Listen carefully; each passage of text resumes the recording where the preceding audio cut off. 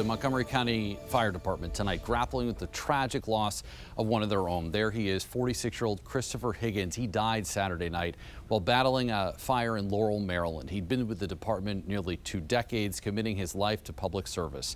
Our Leanna Golden back at the scene tonight where Higgins lost his life, and she is speaking with those who knew him well. Well, Christopher Higgins, known as Chris by friends, family, and coworkers, was the driver of the first ladder truck to arrive to this scene here in Laurel last night. You can see half of this home caught fire on Bradford Drive. Chris was just doing his job, fighting this fire, when suddenly he suffered a medical emergency on the side of the home here. He was rushed to the hospital, but did not make it.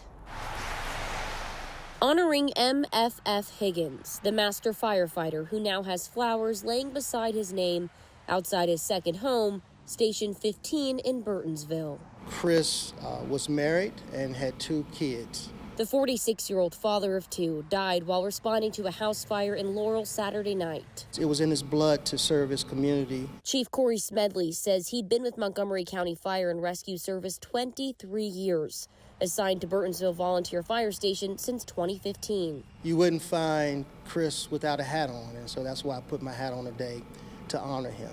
I can't say enough good things about him. He was a dear friend.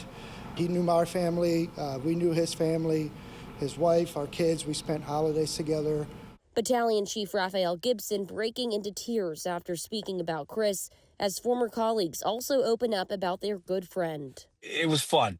You know, it was fun to work with him. That includes retired Montgomery County Fire Captain Pedro Meneses, who worked with Chris for 8 years at Station 15 before retiring. He was my driver for, on the engine truck squad, and very knowledgeable. I never had to worry about telling him what to do. He took that role 100% to the max. I mean, he could have been a captain, a battalion chief by now, but he loved that job.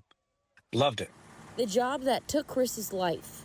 A life that will forever be honored and remembered within the very community he served. We're working on the next process of transferring Chris's body to the place that the family wants him to go to so that we can memorialize him.